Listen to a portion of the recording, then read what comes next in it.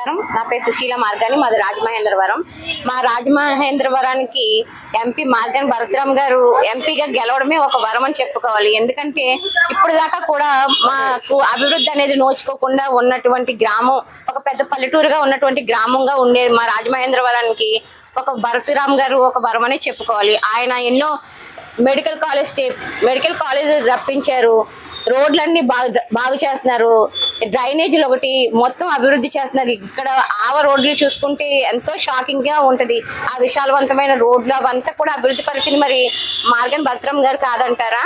ఈ టీడీపీ ప్రభుత్వం వాళ్ళు ఎప్పటికప్పుడు ఈయన మీద దుష్ప్రచారాలు చేయడానికి తప్ప దేనికి పనికి రావట్లేదు. వాళ్ళ ఇంట్లో ఒక ఎమ్మెల్యే ఉన్నారు, ఎమ్మెల్సీ ఉన్నారు, మేయర్ చేశారు. కానీ ఈ 14 సంవత్సరాల్లో 40,000 మందికి అక్షరాల 40,000 మందికి ఇళ్ల స్థలాలు కాలేదంటే వాళ్ళు ఎంత అందంగా పరిపాలన ప్రజలకు అందించారనే విషయం మనం ఒకటి జ్ఞాపకం చేసుకోవాల్సిన అవసరం అయితే ఉందండి.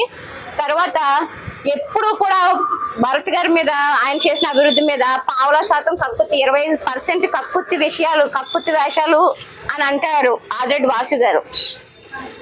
నేను ఒకటే విషయం అడుగుతున్నానండి. గామం బ్రిడ్జ్ నిర్మించారు పుష్కరాల టైంలో, అందులో పెద్ద పెద్ద గుంతలు పడిపోయి మనిషి పడిపోయినా కనబడలేనంత గుంతలు ఉన్న ఏంటది బ్రిడ్జ్ నిర్మించింది మీ ప్రభుత్వం కాదంటారా? మరి దానికి సమాధానం ఏం చెప్తారు? మరి ఎంతసేపు దాంట్లో 99%, 100కి 99% కూడా మీ పార్టీ అవినీతి కనబడట్లేదా మీకు? ముందు మన కింద చూసుకుని తర్వాత అనాలండి. మరి భరతరామ్ గారు చేసినటువంటి అభివృద్ధి మీరు చేసి చూపించారా ఈ 14 సంవత్సరాల్లో? ఎక్కడ దాకెందుకు ఇళ్ల స్థలాల విషయంలో చూసుకుంటే 40,000 మందికి ఇళ్ల స్థలాలు ఇచ్చారు. మీ జన్మభూమి కమిటీల ద్వారా మన రాజమండ్రి ప్రజలకు ఒదిగింది ఏముందో ఒక్కసారి ఆలోచించి మాట్లాడండి ఈసారి మాట్లాడేటప్పుడు. వైసీపీ వాళ్ళు ఇలాగా అవినీతి చేశారు, కమిషన్ రూపంలో తీసుకుంటున్నారు అని చెప్పేసి భరత్ గారి మీద ఒక ఆరోపణ ఉంది. దాని భరత్ గారు కక్కుర్తి పడే రకమో కాదు. ఆయన బ్రిడ్జిల కోసం, ఫ్లైఓవర్ కోసం రూపాయి కూడా తీసుకోకుండా తన సొంత స్థలాన్ని ఫ్రీగా ఇచ్చినటువంటి వ్యక్తి ఆయన. ఆ విషయంలో చూసుకుంటేనే అర్థమవుతుంది ఆయన 25% కక్కుర్తి పడలేనటువంటి వ్యక్తి అని చెప్పి. వీళ్ళే 199% కక్కుర్తి పడేవాళ్ళు కాబట్టే కదా రాజమండ్రి ప్రజలకి ఎంతకాలం అయినా 40,000 మందికి ఇళ్ల స్థలాలు లేవంటే అర్థమవుతుంది. ఇచ్చిన ఇళ్ల పట్టాలు ఒక నిర్దేశితమైన ఏమి కాదు, ఒక ఆథరైజేషన్ ఏమీ లేవు అని చెప్పేసి అంటారు. దాన్ని ఏమండి, ఇచ్చిన ఇళ్ల పట్టాలు ఎటువంటి ఆథరైజేషన్ లేవు, ఎటువంటి సంతకాలు కానీ ఏమి లేవు అని అంటారు. నెక్స్ట్ రాగానే మా ప్రభుత్వం రాగానే ముందు ఇచ్చేవి ఇప్పుడు ఇచ్చిన ఇళ్ల వాళ్ళకేనండి మొత్తం అంతా చేయించి అండర్ గ్రౌండ్ డ్రైనేజీలతో సహా చేయించేస్తారు. మీరు టిట్కో హౌసెస్ ఇచ్చారు, దానికి డ్రైనేజీలు లేవు, ఏమీ లేవు, రోడ్లు ఫెసిలిటీస్ కూడా లేవు. ఇప్పుడు అవన్నీ కూడా అభివృద్ధి పరిచేది కూడా మా ఎంపీ మార్గాని భరతరామ్ గారని మరొకసారి జ్ఞాపకం చేసుకోవాల్సిన అవసరం ఉంది.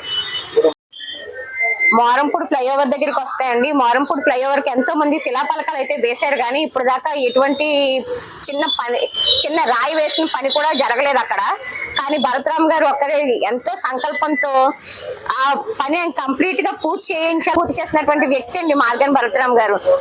కానీ ఇచ్చారు, వాడుకోమని చెప్పి స్థలం అయితే ఇవ్వడం జరిగింది. భరతరామ్ గారు విజయం ఎవరు ఎన్ని అనుకున్నా సరే ఎంపీ మార్గాని భరతరామ్ గారు చేసినటువంటి అభివృద్ధి ప్రజల గుండెల్లో ఉందండి. మేము ప్రతి గడప తిరుగుతున్నాం. వాళ్ళందరూ చెప్పే మాట ఒకటే, భరత్ అన్న నెక్స్ట్ నువ్వే ఎమ్మెల్యే అన్న అని చెప్తున్నారు. ప్రజల గుండెల్లో ఉన్న మాట అయితే మాత్రం భరతరామ్ గారే తప్పకుండా గెలుస్తారని మా అందరి ఆశ.